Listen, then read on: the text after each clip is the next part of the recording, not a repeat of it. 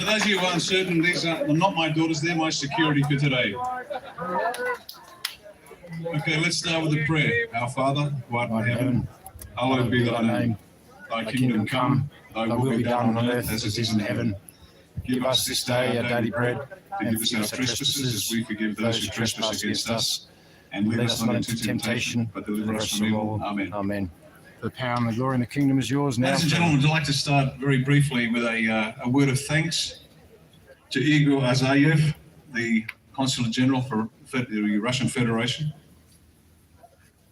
for Alexei Pavlovsky, the Ambassador for the Russian Federation, and we would ask them to pass on our personal thanks to the President of the Russian Federation, Vladimir Putin.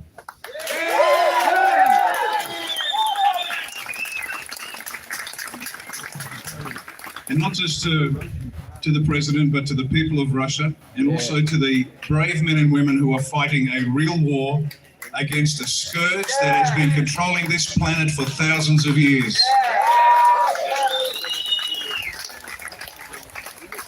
And our message is of thanks. And as I've said before, this is a debt we owe the Russians and others that we will never be able to repay, but it is one we will always remember.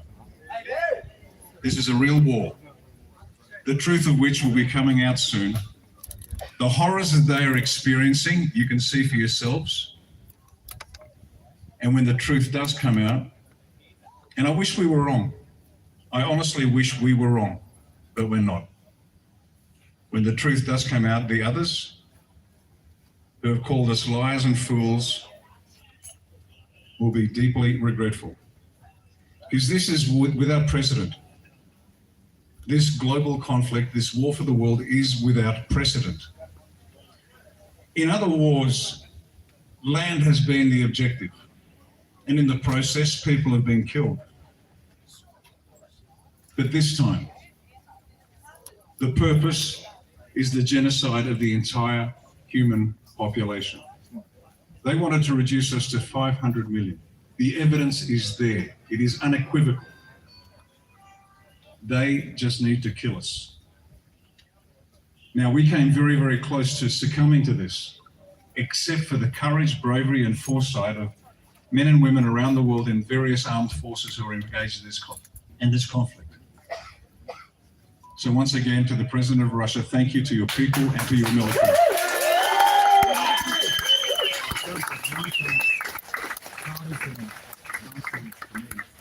I'd like you to consider briefly how far we have come in a very short period of time. Now, some of you out there have been awake for 30 years, desperately trying to tell people what's been going on. It must have been a lonely place. And there are heads nodding. And some learned 20 years ago, and some 10, some 5, and some last week. If we wanted to know whether we were winning or not, we had evidence last night when they arrested Dave Graham. Because they were so desperate, they made a strategic error, a small decision with massive impact.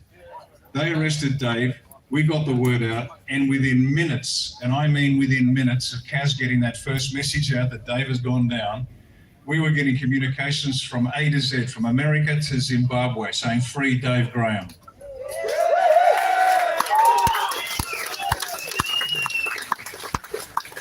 Now, we set ourselves the objective of making this New South Wales state election that's coming up not just a state issue, not even an Australian issue, but an international issue. And I'd like to thank the the New South Wales Police that raised it to an international issue. So thank you very much.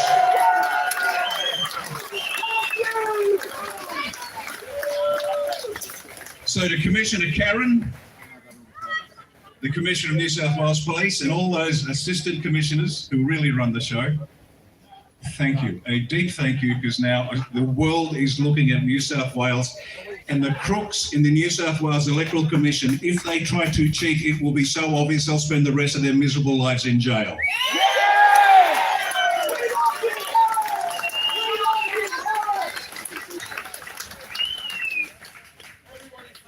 Ladies and gentlemen, we got this. We have got this. Now, somebody asked me, what's the point of voting? Because they're going to cheat. Of course they're going to cheat. That's why we call them cheaters. Because they cheat. Now, here's the thing. This has never been done before. And I love it when somebody says, oh, it can't be done. Why not? Never been done before. Really? Now you've got my attention. Now you've got my interest. I'm just one of those guys. It's a bit like the 4-minute mile. Years ago, the experts, and as you know, there's a cheap one-liner about experts. X is an unknown factor and a spurt is a drip under pressure. The experts said the human body couldn't withstand the physiological pressures required to run a mile under 4 minutes, and everybody believed them. Until somebody did. And within 12 months, another 3 did. And all of a sudden, the 4-minute mile wasn't a barrier anymore. We can do this. We are going to mobilise the entire state to vote. We have already got Queenslanders, South Australians, Victorians and Tasmanians asking for where they can stay so they can come up for 3 weeks to man the booths for us.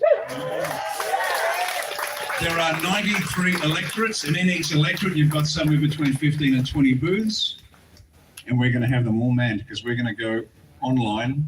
You can download the how to votes, you can download the handouts, you can download the call flutes, you can print them out yourself, all legally. We'll have the instructions there. Give us a week or so to set that up. So if you're worried about it, you haven't got it yet, relax. We've got the best people on the job, and this will be done. Now, just so you're aware, everybody on this group ticket that we have, and there are 6 of us, you know that Dave and I are on, and you've met Jackie and Franco today, and there's another 2 to come. We've got 6 on. Everybody in the state, because we're all going for the upper house. We're not going for the lower house. Just get a bit technical here. This is not a local electorate we're running for. We are running for the upper house, which represents the entire state. So everybody in New South Wales will be able to vote for us, and the instructions will be there. Now, 1 or 2 things is going to happen. One, we're going to win, or we're not. Now, if we don't win, the evidence will be so tough that the New South Wales Electoral Commission will be found guilty of electoral fraud. It's just so obvious, because we know that they do that. Do not vote early. Don't go to the pre-poll. Turn up on the day. And why is this important? Because what they do with the boxes at the pre-poll is they throw them out, and they replace it with boxes of ballots pre-filled in according to their desired result. Because the Liberal, Labor, National Greens and UAP decide who's going to win well beforehand. You have not had a free and fair election in decades. And if you don't believe me, don't worry about it. Read Dr. Amy McGrath's books. The evidence is there. You have never elected a government ever, and they have certainly never represented you. But this time we have a chance. This is our last chance. Now, what's going to happen if we get in? When we get in? We have one job. Are we going to do deals and pass bills? Absolutely not. We have one thing to do, and that is discover and reveal evidence of crime by the polity, the bureaucracy, the judiciary, and the constabulary.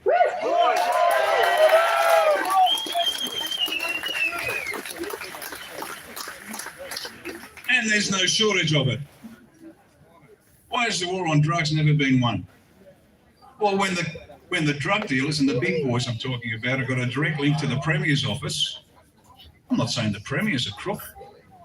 I'm not saying he's part of a globalist family. I'm not saying his dad worked for the World Bank. And I'm not even suggesting it's in his office. But when the crooks have got a direct line to the Premier, you think the war on drugs is going to be fought? You think they care about your kids? The wars that need to be fought have never been won because they don't want to win it. They want to destroy you. They want to destroy your family. They want to destroy your kids. Sorry. Didn't realise it was... You are bugs to be crushed. I've got bad news for them and good news for us. There's more of us than them, and we're going to win. Now, let me briefly touch on one subject that's going to get me arrested. Apparently, the word sovereignty is now a hate crime. So I invite the New South Wales Police Force to form a queue to come and arrest me, and maybe you'll get some extra points from your Masonic mates.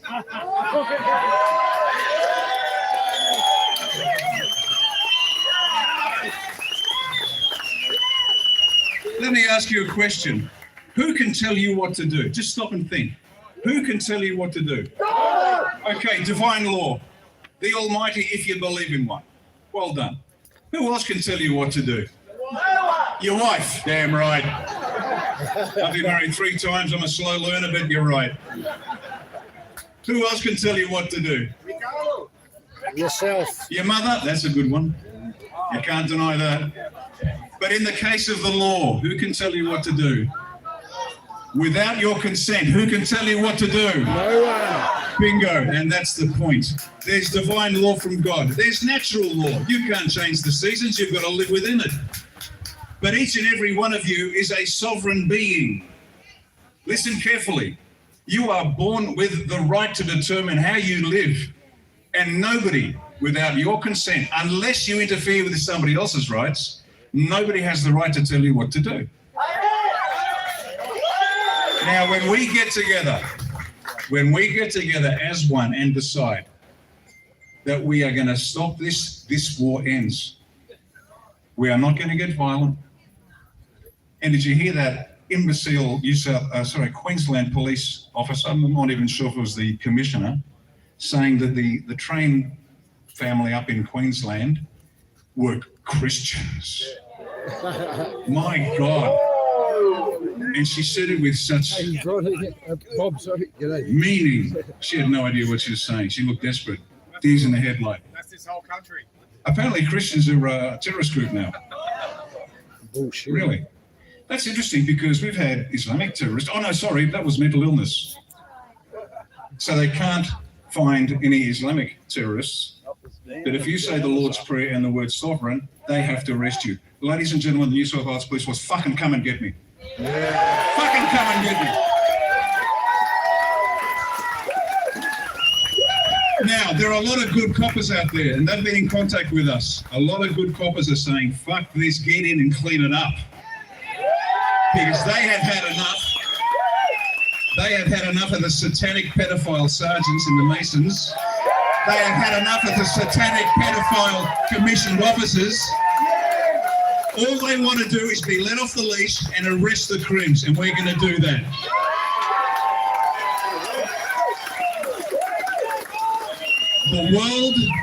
The world is watching us. New South Wales is now an international news story. They didn't know what New South Wales was. Please let the car through, ladies and gentlemen. Nice turn. Thank you for that.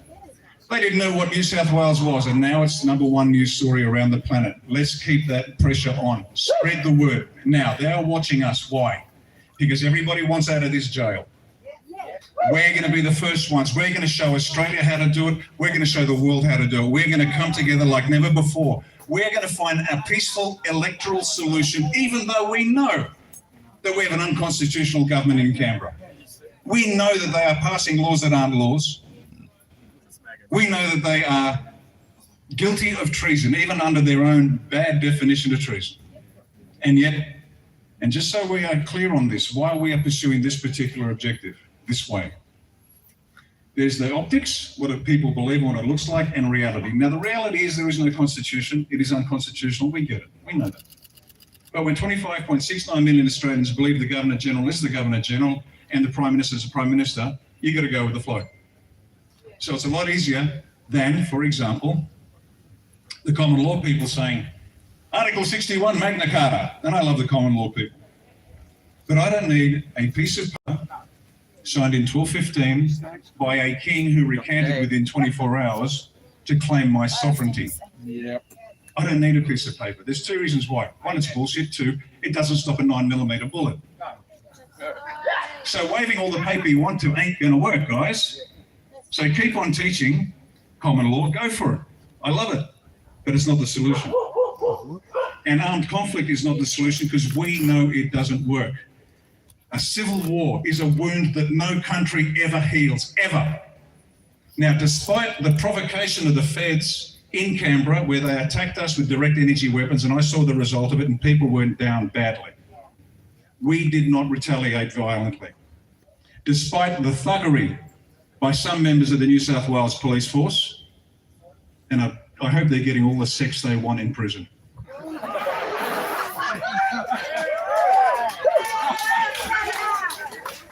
And they're going to have a few people join them very shortly. And we might put them in the general population. The thuggery that we've been subject to, and yet we have not fought back. And is that because we can't? Absolutely not. It's because we're smart and we don't want to because it doesn't work. Rubber bullet. We are going to find A bit of the shame electoral and such solution. Now, the milk. electoral solution is this. We band together at this election, 25th of March. And the result will be so overwhelming, they cannot cheat their way out of it. We get into Parliament, we find evidence of crime, we lock up the bastards, and we give you a free and fair election.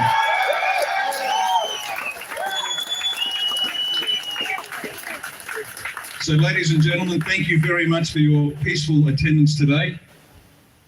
We've got 5-6 weeks of hard work ahead of us. We'll have a website up shortly, and you'll be able to go on and find out how you can help and who you can help and how to download all the work. And just so the New South Wales Electoral Commission is at peace, because, you know, be peaceful, my beating heart. I don't want them to panic that we're going to cheat, because we don't cheat, because we're good, honest people, unlike the New South Wales Electoral Commission. So get ready. We've got 5-6 weeks. The world is watching. The entire planet is watching. And if we get this right, and we will, you watch the 26th. You watch Donald Trump come out on the 26th and say, ladies and gentlemen, look at Australia. Yep. That's how we do it. Thank you very much.